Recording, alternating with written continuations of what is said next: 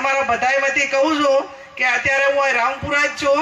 તમારી ઓકાત હોય ને તો પથ્થર તો શું, પણ આજે હું કોઈ રાજકીય કોંગ્રેસ પાર્ટીની મિટિંગમાં છું, પણ મારા સમાજ વચ્ચે છું.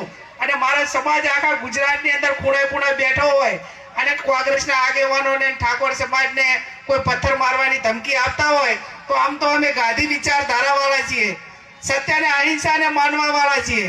પણ ક્યાંક ઝાંસીની રાણી લક્ષ્મીબાઈ કે ભગતસિંહ બનવું પડે ને તો એના માટેની પણ તૈયારી છે. એટલે મહેરબાની કરીને કોઈ દાડો કોઈને એવી કોઈને વાયા સમાચાર આપીને ધમકી આપવાની વાત ના કરતા.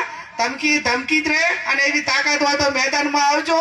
મેદાન તમે નક્કી કરજો કે અમારે કઈ જગ્યાએ આવવાનું છે. એટલે કોંગ્રેસનો કાર્યકર એક ગાંધી વિચાર સાથે વણાયેલો છે.